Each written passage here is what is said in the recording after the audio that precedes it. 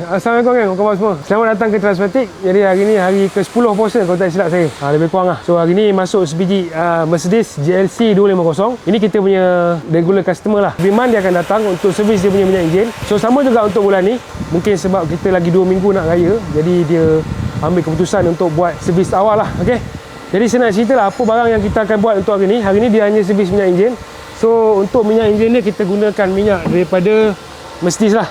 So ni memang minyak original Mercedes, genuine engine oil. Kita pakai SAE 5W40. Selain daripada tu kita tukar juga dia punya filter. So kat tangan sini adalah filter dia, pun original daripada Mercedes juga. So kita akan tukar filter sekali dengan dia punya o-ring lah.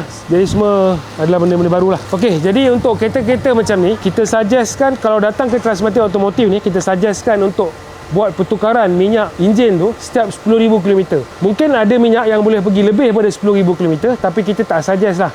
Kita suggest setakat 10,000 km. Sebab apa? Sebab kadang-kadang kalau kita pergi lebih daripada 10,000 km, kita jarang buka bonet kereta ni kan. Jadi kita jarang tengok apa yang ada dalam kita punya kawasan enjin. Mungkin ada tempat yang leaking, kita tak perasan. Tahu-tahu minyak tu dah kering kan. Jadi sebab tu kita suggestkan kenapa 10,000 km untuk tukar minyak enjin. Ok, tadi kita punya technician dah buat scan dekat kereta ni. So tak ada kod yang pelik-pelik lah timbul. Langkah seterusnya kita punya technician akan check dulu sekali imbas untuk tengok keadaan enjin ni macam mana. Mana tahu ada tempat-tempat yang leaking kan, supaya kita boleh suggest pada customer.